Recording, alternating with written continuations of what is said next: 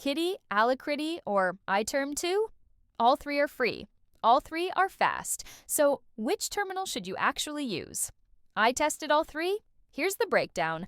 All three are completely free and open source. Alacritty is the fastest. Kitty is the middle ground with built-in features.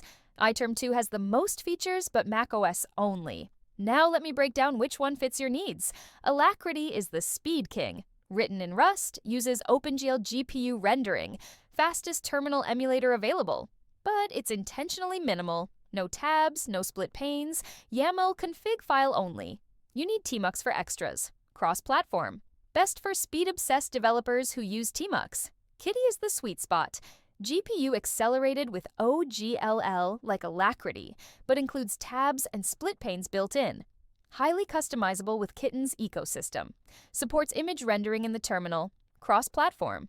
Performance tests show it's just slightly slower than Alacritty, but way faster than Iterm2. Best for developers who want speed and built-in features without Tmux.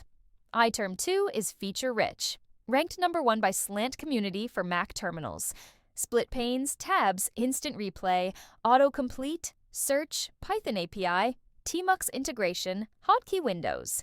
Now has GPU rendering with Apple Metal. Easiest to customize with GUI preferences. But macOS only and slowest of the three in performance tests. Best for Mac users who want every feature built in and don't prioritize raw speed. My take, use Kitty if you want the best balance of speed and features. Use Alacritty if you're a minimalist who needs the absolute fastest terminal.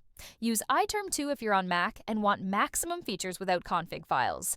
All three are excellent. Test them all. They're free. Drop a comment. Which one do you use? Like and subscribe. Thanks for watching.